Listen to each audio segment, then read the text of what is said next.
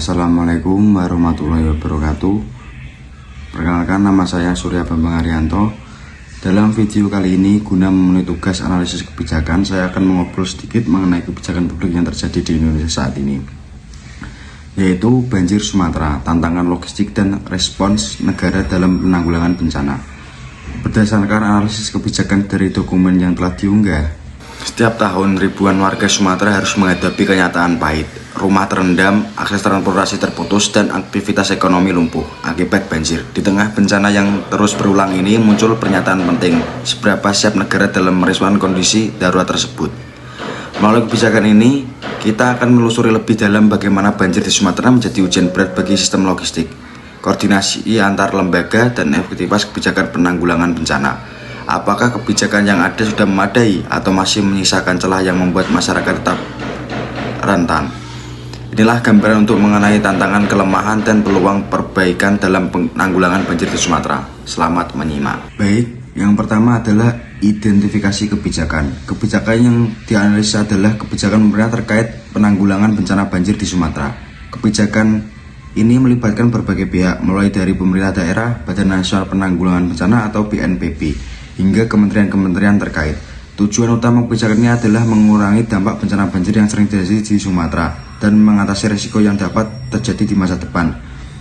Kebijakan ini juga bertujuan meminimalkan kerusakan infrastruktur dan mengurangi korban jiwa akibat banjir. Kelemahan yang ditemukan, kebijakan yang ada mungkin tidak jelas atau tidak lengkap dalam menjelaskan langkah-langkah penanggulangan bencana. Terkadang kebijakan tersebut bisa kurang sinkron antara satu lembaga dengan lembaga lainnya. Rekomendasi, perlu ada upaya untuk memperjelas tujuan kebijakan serta menyelaraskan dokumen kebijakan dengan regulasi yang ada agar implementasinya lebih efektif. Ada juga analisis latar belakang masalah. Kebijakan penanggulangan banjir ini muncul karena seringnya bencana banjir yang melandai wilayah Sumatera yang menyebabkan kerugian material dan korban jiwa. Masalah yang ingin diselesaikan adalah bagaimana mengurangi dampak banjir terhadap masyarakat dan ekonomi. Data yang digunakan untuk mendukung kebijakan ini termasuk statistik tentang bencana banjir yang terjadi di masa lalu, serta dampaknya terhadap infrastruktur dalam korban jiwa. Kelemahan yang ditemukan, terkadang data yang digunakan lemah atau kurang akurat, sehingga kebijakan yang dihasilkan bisa tidak sesuai dengan masalah yang sebenarnya.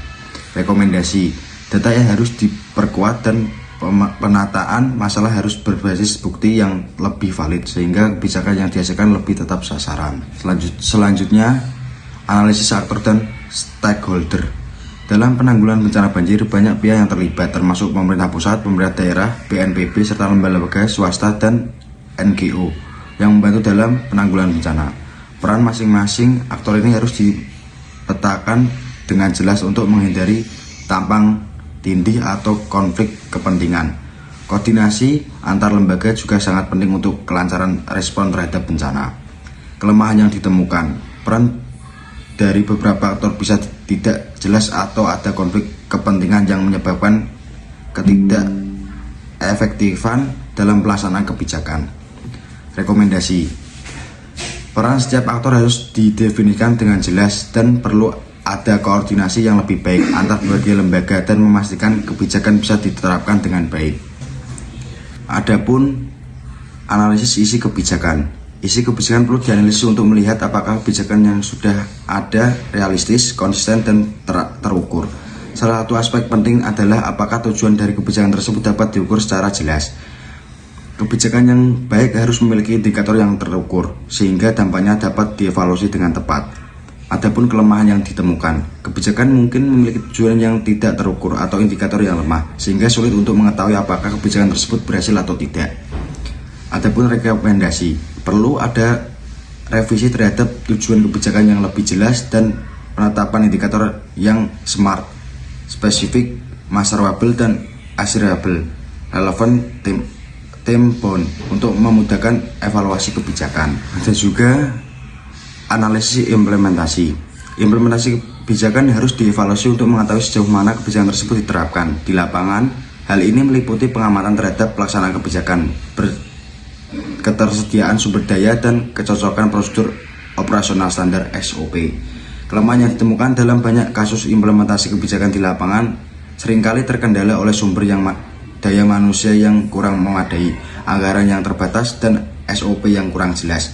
Rekomendasi: perlu ada penyediaan anggaran yang lebih besar, peningkatan kapasitas sumber daya manusia, serta penyempurnaan SOP untuk memastikan implementasi yang lebih efektif. Selanjutnya, analisis dampak kebijakan. Kebijakan penanggulangan bencana banjir harus dapat mengidentifikasi dampak yang ditimbulkan oleh kebijakan tersebut terhadap masyarakat. Dampak ini bisa positif maupun negatif, seperti berkurangnya korban jiwa, tetapi mungkin juga ada kelompok yang tidak mendapatkan manfaat yang sama.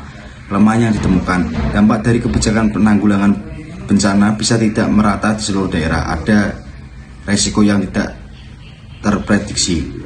Rekomendasi: kebijakan perlu disesuaikan agar dampaknya lebih merata, serta ada perlindungan khusus untuk kelompok rentan yang mungkin terabaikan.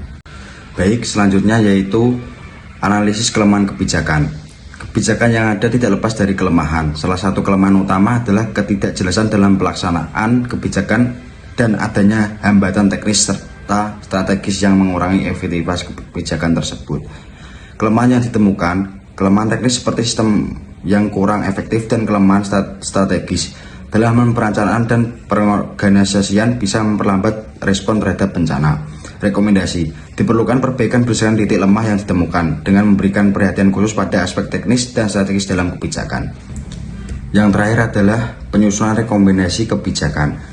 Berdasarkan hasil analisis rekomendasi kebijakan harus fokus pada solusi konkret yang diambil untuk meningkatkan efektivitas kebijakan. Ini termasuk memperbaiki SOP, menyediakan sumber daya yang cukup, serta meningkatkan koordinasi antar lembaga.